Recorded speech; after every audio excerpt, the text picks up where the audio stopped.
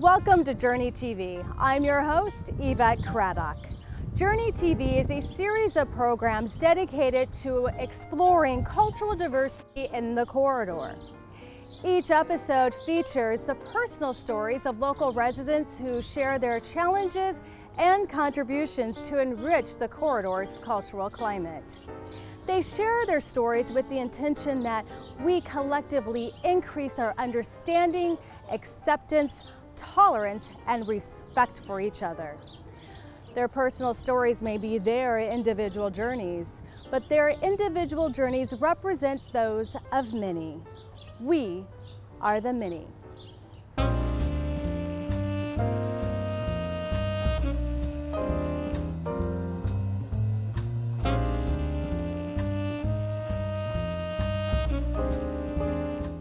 Relocation was specifically for the position. Where again? I wanted to be in Iowa. Their reasons for moving to the corridor vary, but every day their numbers are increasing. Who are they? They are the Millennials and our future. The corridor's ability to attract, recruit, and retain them is paramount to stopping the brain drain. Let's take a journey into the lives of 3 emerging millennial leaders to discover why they have chosen the corridor over many global options. If you've been there a long time, you say Kilcuck. If you don't know where that is, it is a small town on the cusp of the southeastern Iowa-Illinois border. Although Jonna Purcell has crossed a few state lines during her time, she finds herself right here in the corridor on purpose. Yeah, I've had the pleasure of getting to live in quite a few different places. I left Keokuk for college and ended up in Searcy, Arkansas. It's small, just a city of about 20,000 people in northeast Arkansas for 4 years for college. After college, I lived in Quebec City for a short time. My parents had moved up there while I was at university, and so I was able to visit there throughout my college years, which was great fun. It's a great city and a great province, and I love Canada. And so I moved up there for a few months following my graduation, and then moved to Nashville, Tennessee, where I was for almost 3 years, working as the manager of a local bakery along with a couple other opportunities down there. So along with that, I've had the opportunity to travel quite a few different places: Australia, South Korea, France, New Zealand, Switzerland. After such extensive international experience and existing in a variety of different cultures, it was only natural to inquire as to why Jonna chose to return to Iowa, and in particular, Cedar Rapids. That's a good question. I got that question as I was getting ready to leave Nashville. I had one memorable conversation with someone who was trying to get me to buy a membership card to a video store, and I said, well, actually, I'm moving in a few weeks to Iowa, and he goes, why? I call that the look. The look. I got the look quite a few times. Where's that? Yeah. Yeah. If it wasn't, they thought it was Idaho or Ohio, or had just never heard of it, so I certainly got that question quite a few times. But I was just ready to, I set out in life to experience as many places as possible, and I had found that as I was living away from Iowa, having grown up here and then moving elsewhere, I was constantly telling people about how great Iowa was. And so as I was getting ready to move to a new place, I decided that I should also apply for jobs in Iowa, because if I talked about it so much, I might need to back it up again. Right, make good on your promise, yeah, right? Exactly. So I applied for quite a few jobs in quite a few places, and was most attracted to the one here. Was there anything else that attracted you to returning? The Cedar Rapids, Iowa City, the corridor area was very attractive to me because of the opportunities here, and I see the area as a very growing. It's growing in a lot of ways, culturally, job opportunities, even just population. So that was a very attractive area to come. As I was considering moving back, this was certainly where I wanted to be in Iowa. Besides the tremendous growth opportunities, Jonna shares a few highlights about the area that make her wake up with an extra smile. I love the architecture in Cedar Rapids. I think that Beautiful. Cedar Rapids does a great job of capitalizing on the beautiful old buildings that are in downtown and elsewhere, even just the age of the houses, and that they're still being used instead of just torn down and new things being built. I love that. Just the number of things happening, the interesting things that are going on. One of the things I've really enjoyed getting to know about the corridor is you kind of have to cast your net a little broader. All of the little towns around have something really interesting about them. And so there's just this opportunity to explore and find some festival or some art event or some concert series. According to Jana, a willingness to explore is a great conduit for meeting friends, finding new interests, and participating in activities. She began her corridor journey by searching for an interest near and dear to her heart. I'm very interested in literature and I love libraries, and so I contacted the library to see if they had volunteer opportunities. And through that have found, you know, anytime you have a group of people, you're going to strike up a conversation and learn something about the area or something about an opportunity. Yeah. When you accepted your job, did they do anything in particular to make you feel more welcome and immediately assimilate to the corridor as your new home, personally and professionally? My job is with the Community Corrections Improvement Association in Cedar Rapids, but I'm working as an AmeriCorps Vista. And so the VISTA program is a very neat program, and they make a point of kind of extending that extra welcome mat, having there when you come in as a group with your fellow Vistas, and whatever nonprofit you're placed with, they do an orientation with the whole group and provide a lot of opportunities for you to ask your questions about housing, to help you find housing if you need some assistance with it. And they do a lot of things to make your transition easier, so I kind of got that extra AmeriCorps perk there with that introduction to Cedar Rapids. There's so much growth and development happening in the corridor, and I'm most familiar with Cedar Rapids, so areas like New Bohemia, that they're getting such neat things. They're getting, you know, some new bookstores and coffee shops and the kind of places that people in our generation enjoy. Sure. And I think having housing near those growing areas will be so important over the next few years. Our generation really loves the walkability of cities. We just mentioned that. Being able to just walk or bike to these different areas, I've felt very welcomed by the city, and there are so many neat opportunities, and I think that that's all going to just become better over the next few years, all of the exciting growth that's happening in Cedar Rapids, and I think we'll just continue to improve those opportunities. I don't know Iowa before. I don't have my friends. I don't have anyone who knows Iowa. So they're like, where again? Monsa Chinnery's newest location may be a mystery to her family and friends, but it is one that she consciously chose for a new personal and professional chapter in her life. Monsa is originally from Hyderabad, Andhra Pradesh, India, a city with a population of about 8 million people. It was there that Monsa began dreaming about new life experiences and opportunities. Cedar Rapids and Hyderabad are two cities that are worlds apart in size, culture, and proximity, but Monsa is accustomed to effortlessly managing new environments. She has lived in several U.S. cities and most recently relocated to Cedar Rapids from Houston. So you took the plunge and submitted your resume and application. Yes. I have submitted my resume and application, and I got a call. And when I got a call, I don't even know where Iowa is. But yeah, it was really interesting. I had to pull off the car and see, oh, where is Iowa on Google Maps. Someone as courageous and adventuresome as Monsa is bound to have an interesting life journey.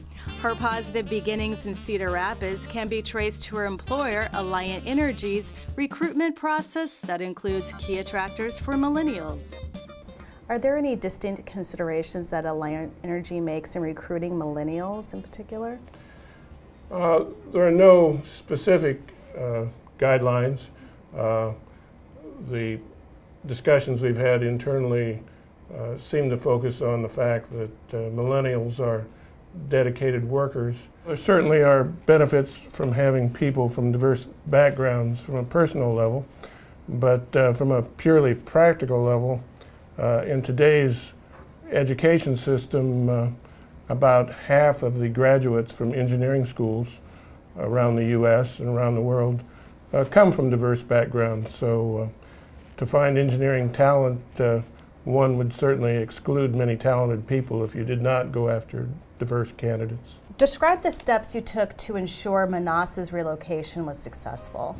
Well, first of all, I employed the employee resource group to talk to her and help her find an apartment here in the Cedar Rapids area. As we got closer to the due date, I realized that she was going to arrive the week between Christmas and New Year's to start the job.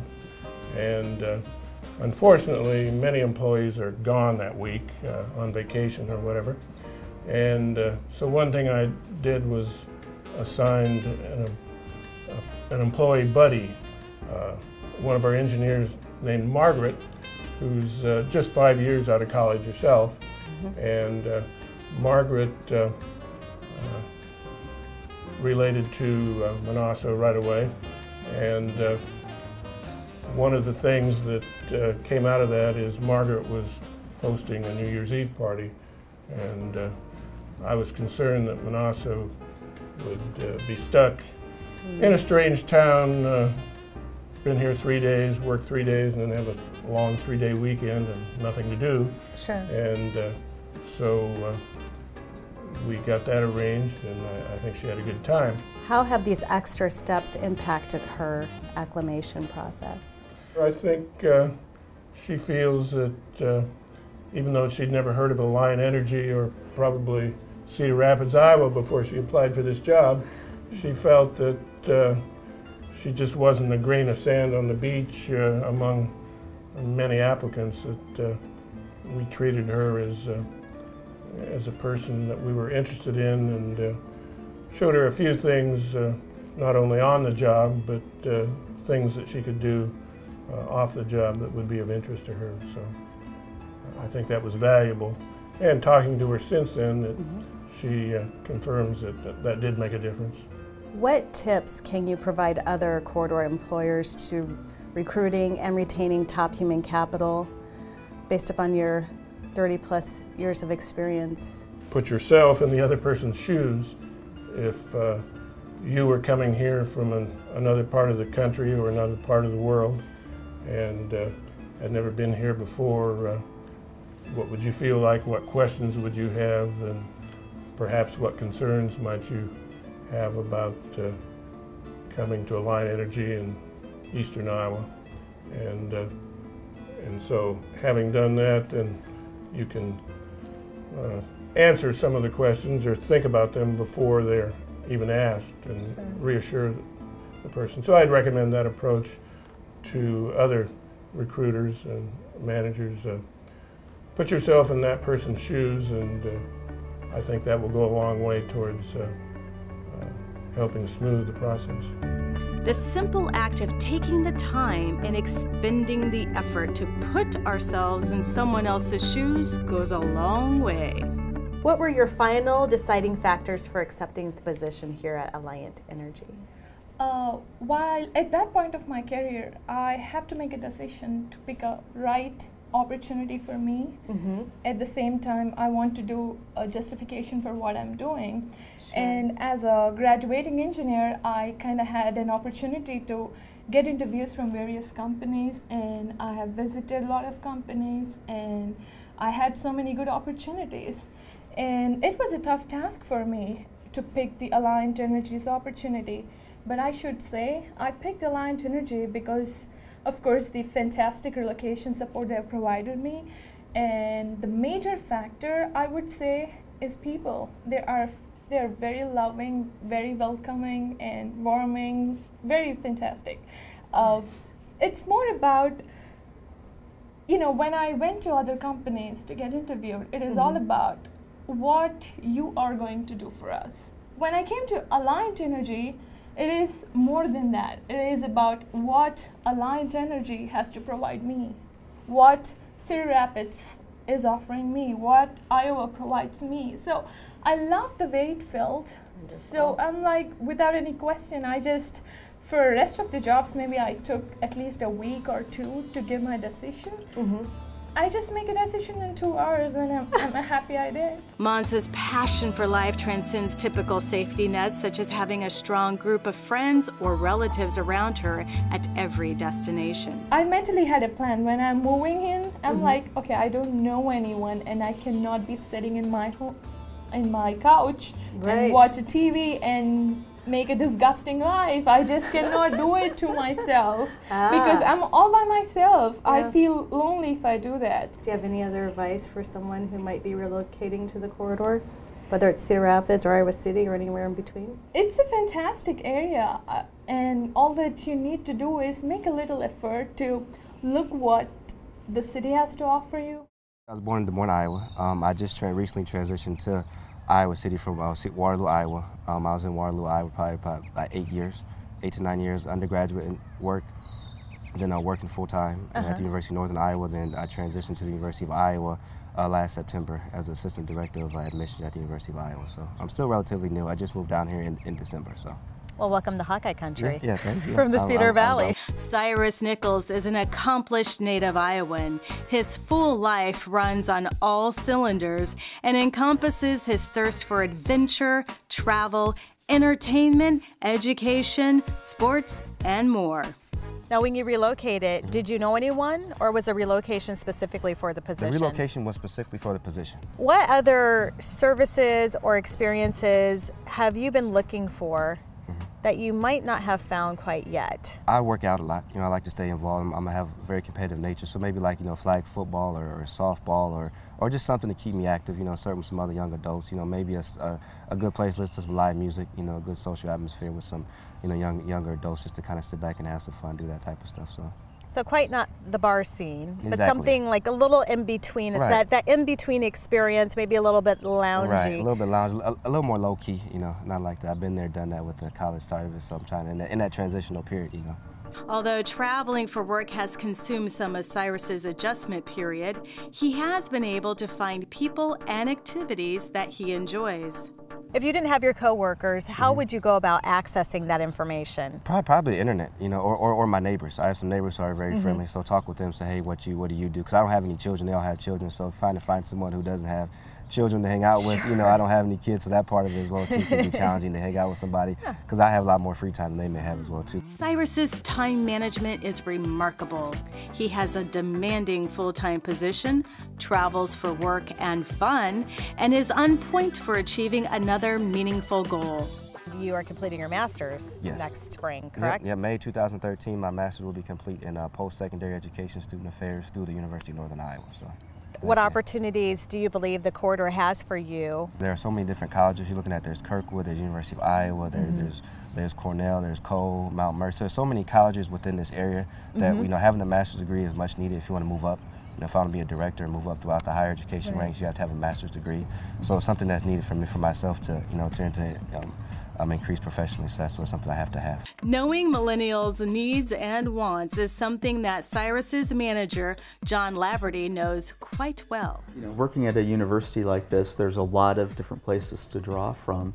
For years, we've been committed to diversity and inclusion in all of our endeavors, looking at students, looking at faculty, looking at staff, and just constantly bringing in information about what people from different backgrounds, different cultures, different experiences need to feel comfortable in Iowa City, Iowa. So we draw upon that, and to draw students to Iowa, it's a natural to maybe look at some of those priorities for drawing new employees to the institution as well. One of the aspects that we hear about all the time from students that are looking from out of state to come here is, where in the world do I get my hair cut? Some of these basic things that we might take for granted, having been raised or grown up or being of the majority population in an area. So simple things like providing lists of hair care places in the community are really important and helpful. Food, you know, there may be different types of food. Our community has all kinds of different markets and restaurants, and even the main grocery stores in our area now have new ethnic food aisles and options, so healthy eating options. So just making sure that new employees, new students, whatever it may be, they understand that these options are here as well. We work with a lot of millennials in our area, and they're looking for things that are fun to do. They obviously, a lot of them are not in maybe a relationship that's permanent yet, so they're interested in finding out what the social scene is and how they connect with others of similar interest and age, so trying to make sure they connect with those things. A lot of them still have a really strong faith background that they're coming from, so students and young employees asking about faith-based opportunities that may be similar to where they came from.